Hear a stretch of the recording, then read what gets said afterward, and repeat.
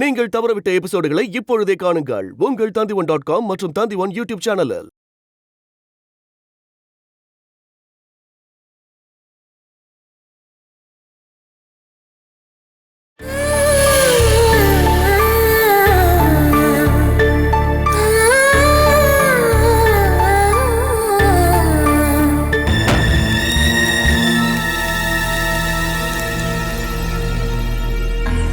Madam, இந்தாங்க.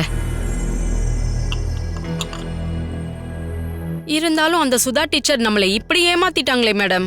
உன்னை அப்படி என்ன ஏமாத்தினா? என்ன இல்ல, இந்த குடும்பத்தை தான். குறிப்பா சொல்லணும்னா சூரஜ் சாரை தான். அவங்க கல்யாணியோட டீச்சர்னு தானே இவ்ளோ நாளா நினைச்சோம். சித்தாரான்னு சொல்ற அந்த பொண்ணு வீட்டுக்கு போய் சூரஜ் சார் சார்பா நம்ம போய் பொண்ணு கேட்கலாமா மேடம்? நீ கொஞ்சம் பேசாம இருலாலி. இத மட்டும் சூரஜ் கேட்டா இனிமே உன்னை வேலைக்கே வர வேணாம்னு சொல்லிடுவான். சுதா டீச்சர் அப்படின்னு சொல்லாம அவங்க ஆரம்பத்திலேயே அவங்க பேர் பாலசுதான்னு சொல்லிருக்கலாம் இல்லையா? தேவையில்லாம ஆசையை கிளப்பிட்டு. இதெல்லாம் எதுவும் தெரியாம நான் கல்யாணத்தை பத்தி வேற பேசிட்டேன். எல்லாம் வீணா போச்சு. அதுக்கு நீங்க இந்த அளவுக்கு அவசரப்பட்டிருக்க வேண்டாம். பாலாதான் உண்மையான சுதா டீச்சர்னு நமக்கு தெரியாதுல்ல. உண்மையிலேயே நம்ம எல்லாரையும் பாலசுதா ஏமாத்திட்டாங்கல்ல. இந்த பாலசுதா தானே கல்யாணி குழந்தையா இருக்கும்போது காணாம போய் அவளை காப்பாத்தி வளர்த்தது. அன்னைக்கு பாலாவோட பொண்ணுக்கும் கல்யாணிக்கும் ஒரே வயசு தான் இருந்திருக்கும்.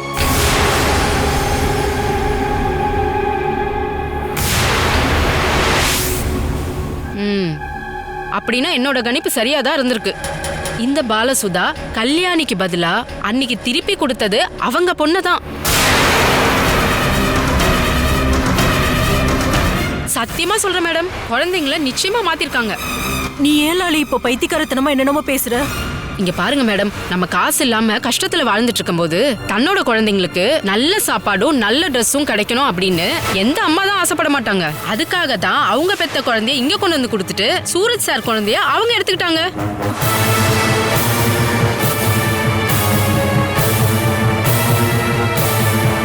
நடந்த விஷயம் எல்லாம் இப்ப உங்களுக்கு புரிஞ்சிருக்கும் இல்லையா? சூரஜ் சாரோட பொண்ணா இங்க வாழ்ந்துட்டு இருக்க கல்யாணி உண்மையிலே பாலசுதாவோட பொண்ணு தான்.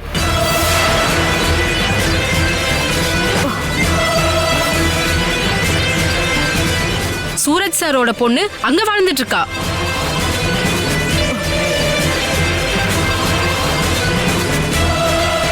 அந்த மச்சமும் அவ முதுகுல தான் இருக்கு. அதை வச்சுதான் சொல்றேன், குழந்தைங்க கண்டிப்பா மாறி போயிட்டாங்க.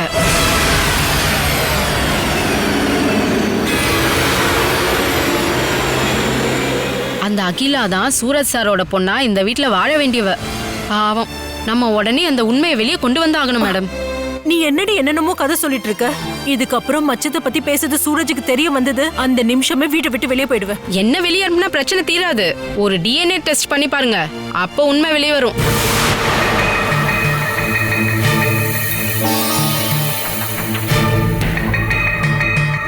நம்ம குழந்தையோட எதிர்காலத்தை தேவையில்லாம வீணாக்காதீங்க மேடம். நான் கிச்சனுக்கு போறேன் மேடம். ஏகப்பட்ட சினிமா சீரியல்னு பாத்துட்டே இருப்பா போல இருக்கு. அதுல இருந்து ஏதோ ஒரு கதையை எடுத்துட்டு வந்து நம்ம கிட்ட சொல்றதுதான் அவளோட ஹாபியே. குழந்தைங்கள மாத்திருப்பாங்கன்னு அவ என்கிட்ட சொல்றா. பாலசுதா அவளோட மகளை தான் நமக்கு திரும்ப கொடுத்தாலாம்.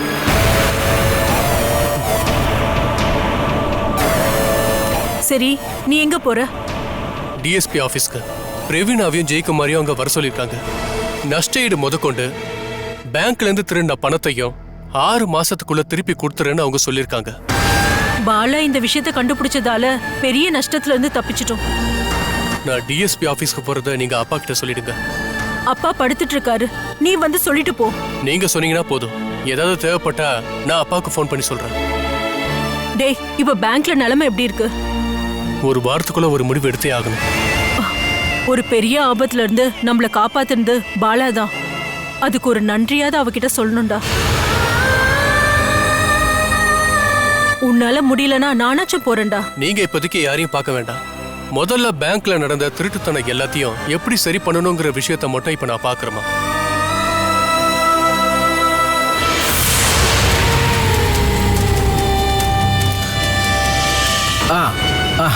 நான் வீட்டில் இருக்கேன். இங்கே பாரு, ஒய்ஃப் ரொம்ப வயலண்டா இருக்கா. இல்லை ரேகா, நான் அப்புறமா கால் பண்ணுறேன். பெங்களூர் ப்ரோக்ராம் தானே? அது நம்ம பிளான் பண்ண மாதிரியே பண்ணிக்கலாம். ஓகே, நான் கூப்பிட்றேன். என்னங்க யாருங்க? ஏதோ பெங்களூர் ப்ரோக்ராம் சொன்னீங்க. துபாய்க்கு வேலைக்கு போகிறத பற்றி நான் நேற்று கூட சொன்னேன்ல, அதோட இன்டர்வியூ பெங்களூர்ல நடக்குது. இந்த விஷயத்த யார்கிட்டயும் சொல்லலங்க. யார்கிட்டயும் சொல்ல வேண்டாம்.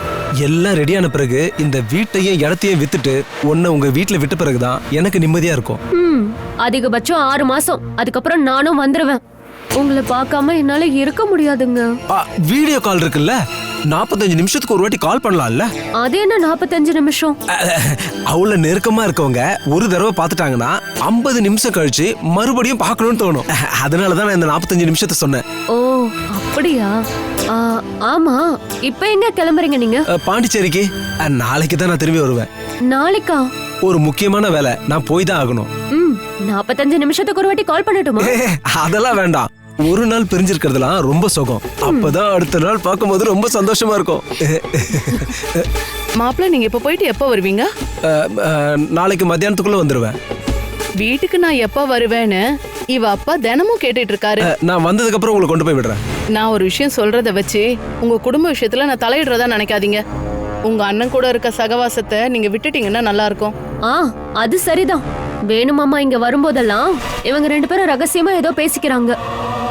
அவர் கூட தெரிஞ்சோ தெரியாமலோ எந்தவித பழக்க வழக்கமும் இல்லாம இருக்கிறது உங்களுக்கு நல்லது. கூடிய சீக்கிரத்துல இந்த இடத்த வித்துட்டு இவளை கூட்டிட்டு நீங்க வேற ஊருக்கு போயிடணும்.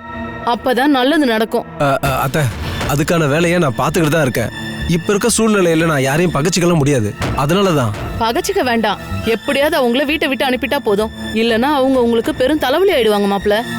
நான் சொல்ல வேண்டியதை சொல்லிட்டேன். அப்புறம் உங்க இஷ்டம். இங்க பாருங்க, அம்மா சொல்றதுதான் சரி. ஒரே அடியா ஒதுக்கி வைக்க முடியாது இல்லையா? கொஞ்சம் கொஞ்சமா ஒதுக்கி வச்சிடலாம். அதுக்கிடையில அந்த கடவுள் மட்டும் உதவி பண்ணாருன்னா அவர் ரோட்லயே அடிபட்டு சாகணும்.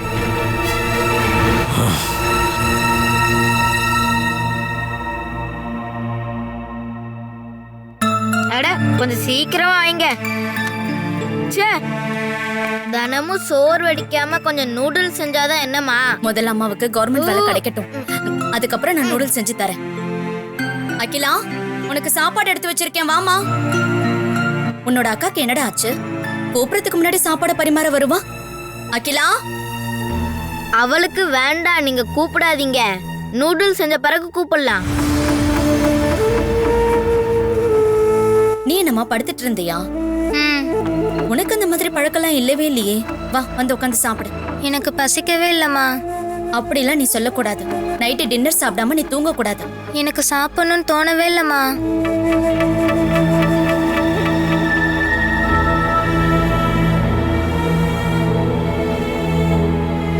காய்ச்சல் எதுவும் இல்ல. தலைவலி இருக்கா என்ன? வயிறு வலிக்குதா?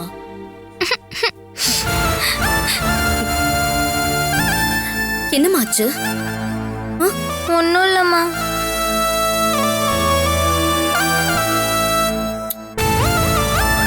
நீ போய் தூங்குமா.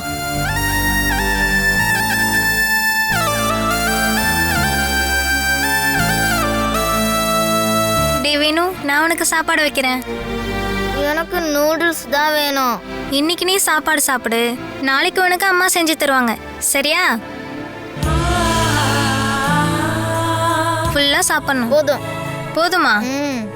கொஞ்சம் சாப்பாடு போட்டு சாப்பிட்றா. இந்தா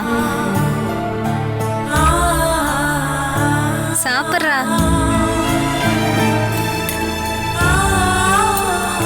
ஃபுல்லா சாப்பிடணும், சரியா?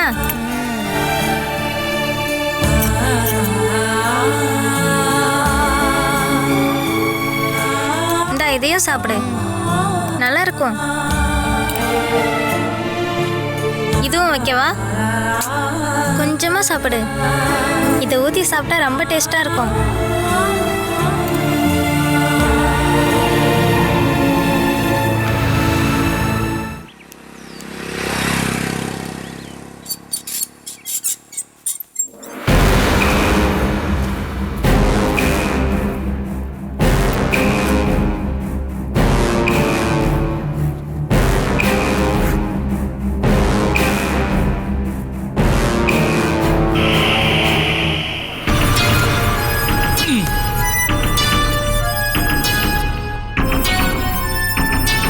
அக்காவை டீ போட சொல்லு.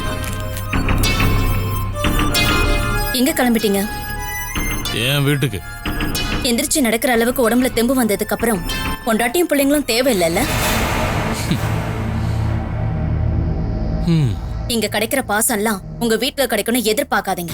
ஐயோ, நீ அப்படியே என்கிட்ட பாசத்தை காட்டி குவிச்சிட்டல. என்னால முடிஞ்ச வரைக்கும் நான் பண்ணேன். இப்ப இருக்கிற ஆவேசம் எல்லாமே ஒரு 2 நாள் முளவு காட்டு வீட்டுல இருக்கும் போதெல்லாம் இருக்காது. உங்க உடல் நிலை ரொம்ப மோசமா இருக்கு. உங்களுக்கு ஏதாவது ஒண்ணு ஆச்சுன்னா அங்க யாருமே பாத்துக்க மாட்டாங்க. நோய் அதிகமாயி உங்களால எந்திரிக்க முடியாம போச்சுன்னா உங்களை வெளியில தூக்கி போடுற அம்மாவும் அண்ணன் தம்பிங்க தான் அங்க இருக்காங்க. அதையெல்லாம் நீ எனக்கு ஒண்ணு சொல்லி தர வேண்டாம். எனக்கு தெரியும். அதனால எங்க வீட்டுக்கு நான் ஒண்ணு தனியா போகல. தனியா போகல அப்படின்னா? நான் தனியா அங்க போகலன்னு சொன்னேன். நாம ஒன்னா போகணும்.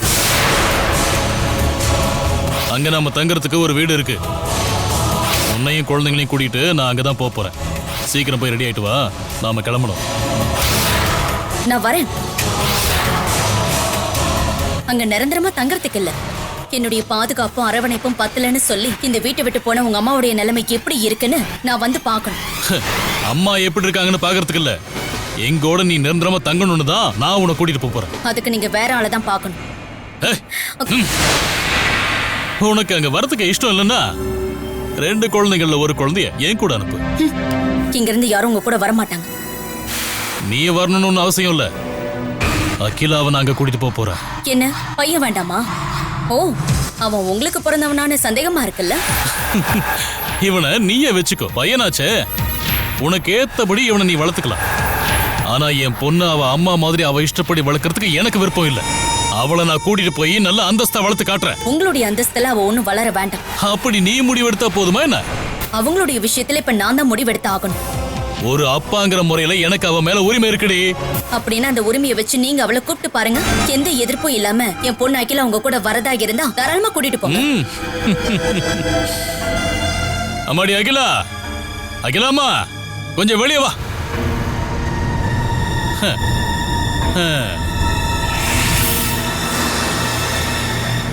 உங்க குரலை கேட்கும் போதே அவ ரொம்ப பயப்படுறான்.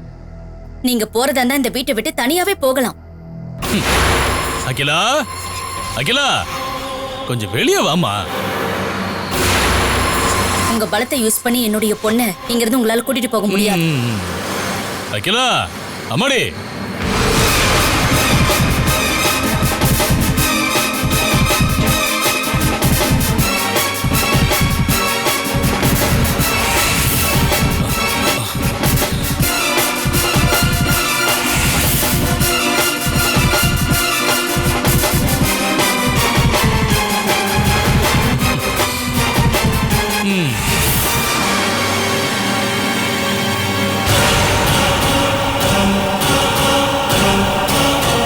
அகிலா, நீ எங்கம்மா போற? இவ என் கூட வர போறா. நீ எங்கம்மா போற? நான் அப்பா கூட போக போறேம்மா.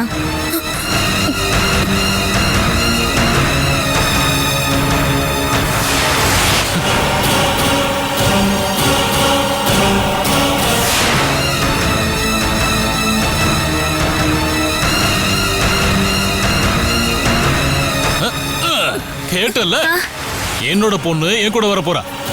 நீ வாடிமா, அந்த பேக் எடுத்துக்க. அகிலா, அகிலா நில்லு. இருங்க, நான் இதுக்கு ஒத்துக்க மாட்டேன்.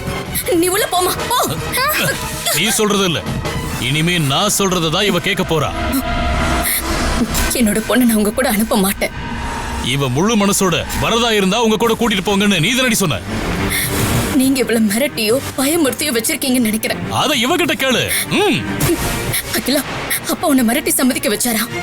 அம்மா சண்டை போட வேண்டாமா. நான் அப்பாவோட வீட்டுக்கு போய் கொஞ்ச நாள் தங்கி இருந்துட்டு மறுபடியும் இங்கே வந்துடுறேம்மா.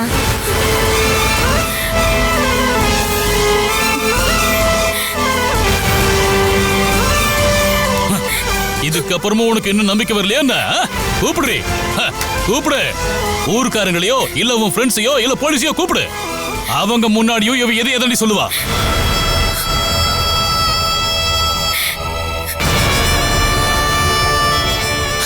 என்னோட பொண்ணு அவ அப்பனோட வர்றதுல உனக்கு என்னடி பிரச்சனை இருக்கு? என்னோட குழந்தைய நான் உங்க கூட அனுப்ப மாட்டேன். என் கூட வரதுக்கு இவளுக்கு விருப்பம் இருக்கு. நான் ஒண்ணு இவளை கட்டாயப்படுத்தி கூட்டு போறது இல்ல. எல்லாரும் பாக்குற மாதிரி தான் கூட்டு போறேன். நீ வாமா.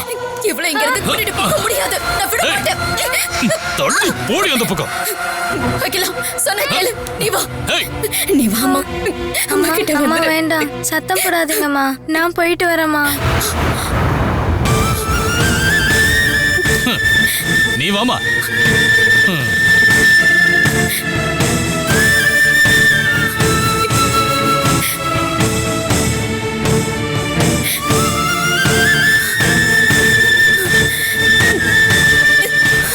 அம்மா அம்மா அம்மா அம்மா அம்மா அம்மா அம்மா எழுந்திருங்கம்மா.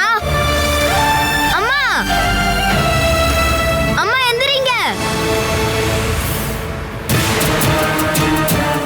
கூட வரும்போது அழுதுட்டுலாம் வரக்கூடாது, புரியுதா? யாரு பார்த்தாலும் நல்லா சிரிச்சுட்டு வர மாதிரி தான் இருக்கணும். அப்புறம் நான் சொல்றபடி மட்டும்தான் நீ செய்யணும். உங்க அம்மா அழுதுகிட்டே பின்னாடி வந்தாலும் வருவா. அவ கூட போகணும்னு நீ முடிவெடுத்தனா நான் எதை பண்றதுக்கும் தயங்காதவன்னு உனக்கு தான் நல்லா தெரியும்ல. என்ன தேவையில்லாம என்ன அந்த வேலையை பண்ண வச்சிடாத. சரி வா.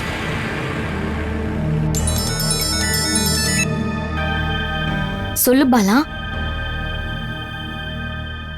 அகிலாவை கூட்டிக்கிட்டு அந்த ஆள் போயிட்டான். யாரு? வேணுகோபன் தான்.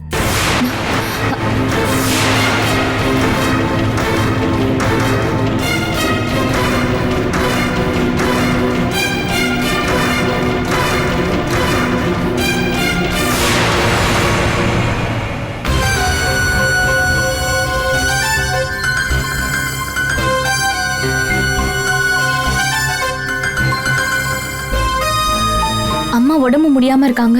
என்னால இப்ப எங்கேயும் வர முடியாது. ஆர்கேவும் பசங்களும் வந்ததும் நான் உடனே கிளம்பி வரேன். நீ ஒரு வேலை பண்ண, உடனே ஸ்டேஷனுக்கு போய் ஒரு கம்ப்ளைண்ட் கொடு. வேணுகோபன் குழந்தைய கட்டாயப்படுத்தி கூட்டிட்டு போயிட்டான்னு கம்ப்ளைண்ட் கொடுத்துரு. டைமை வேஸ்ட் பண்ணாம சீக்கிரமா போ. ஆர்கே கிட்ட சொல்லி கோபி மாமா கிட்ட சொல்றேன்.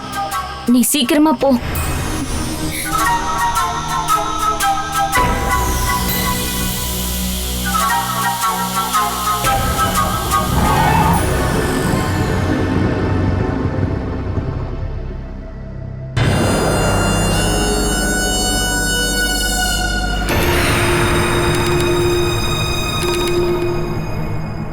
அகிலா எதுக்கு உங்ககிட்ட பிரிச்சு தனியா கூட்டு போறாரு?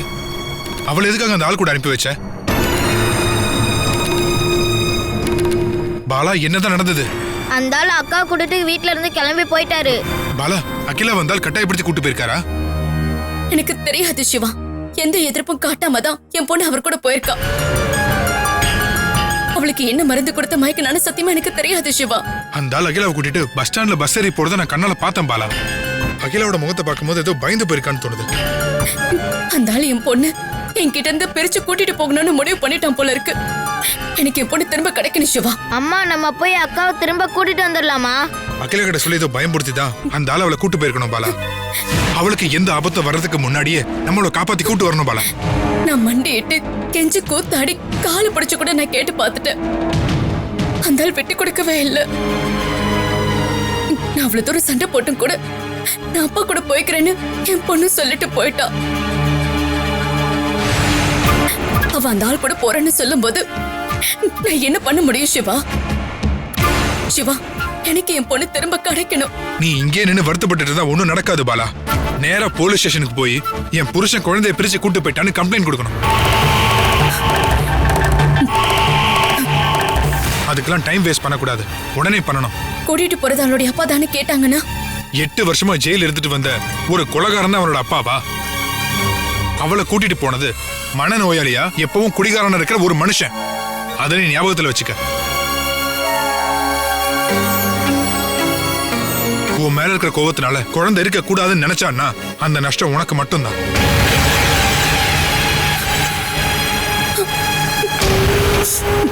வேணு அகிலாவை கூட்டிட்டு நேரா அவன் வீட்டுக்கு தான் போயிருப்பான். நாம இப்பவே இந்த விஷயத்தை ஸ்டேஷன்ல சொல்லி அவன் மேல கம்ப்ளைண்ட் கொடுக்கணும். முடிஞ்சா போலீஸ்காரனை கூட்டிட்டு குழந்தைய கூப்பிட்டு நேரா அவன் வீட்டுக்கே போலாம். நீ வந்து வண்டியில ஏறு. நம்ம முதல்ல ஸ்டேஷனுக்கு போய் கம்ப்ளைண்ட் கொடுக்கலாம். நீ உள்ள போய் கதவை சாத்தி தப்பால் போட்டுக்கப்பா. நான் ஸ்டேஷன் வரைக்கும் போயிட்டு வந்துடுறேன். அம்மா நீங்க போய் அக்காவை கூட்டிட்டு வந்துருங்கம்மா. நான் கூட்டிட்டு வருவேன்ப்பா. உழவு கட்டுக்கு நீ என் கூட வரணும் சிவா. போலீஸ்காரங்க இருக்கும்போது நான் எதுக்கு? ஒருவேளை உன் கூட என்ன பார்த்தான்னா அந்த கோவத்தை கூட வேணும் குழந்தை மேலதான் காட்டுவான். நம்ம முதல்ல ஸ்டேஷனுக்கு போலாம். அவங்க அப்பதான் அந்த ஏரியா ஸ்டேஷனுக்கு இன்ஃபார்ம் பண்ணுவாங்க. நீ அங்க இருக்கிற ஸ்டேஷனுக்கு போனாலே போதும். இல்லனா இங்க இருக்கிற போலீஸ் டீம் உன் கூட வருவாங்க. ஒருவேளை யாரும் கூட வரலனாலும் நான் உழவு கட்டுக்கு போவேன். எனக்கு என்னுடைய பொண்ணு திரும்ப கிடைக்கணும். வேணும் எப்படிப்பட்ட நியாயத்தை பேசினாலும் சரி, இல்ல உரிமை கொண்டாடினாலும் சரி, விட்டு கொடுக்காத. கம்ப்ளைண்ட் கொடுக்கும்போது ரொம்ப ஸ்ட்ராங்கா கொடுக்கணும். வா. உன் கூட வீட்டுல வந்து இருக்கிறதுக்கு நான் சித்தர் ஆண்டியை வர சொல்றேன். நீ உள்ள போய் கதவை சாத்திக்கப்பா. உன்னுடைய அக்காவனை கூட்டிட்டு வர.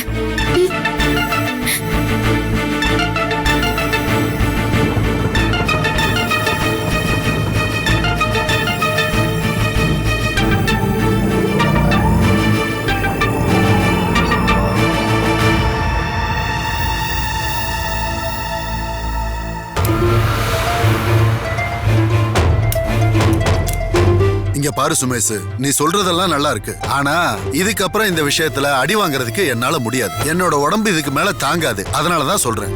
ஆனா நீங்க எதுவும் பண்ண வேண்டாம். கொஞ்சம் சப்போர்ட் பண்ணீங்கன்னா போதும். அந்த அகிலாவை கடத்தி இங்க கூட்டிட்டு வரும்போது கொஞ்ச நாளைக்கு இங்க தங்க வச்சா மட்டும் போதும். எதுக்கு இங்க தங்க வைக்கணும்? வசதியா ஒரு ஹோட்டல்ல ரூம் எடுத்த பத்தாதா? யோ, சந்தோஷமா இருக்கிறதுக்காக தங்க வைக்க சொல்ல, அவளை மறைச்சு வைக்கணும். ஓ அப்படியா?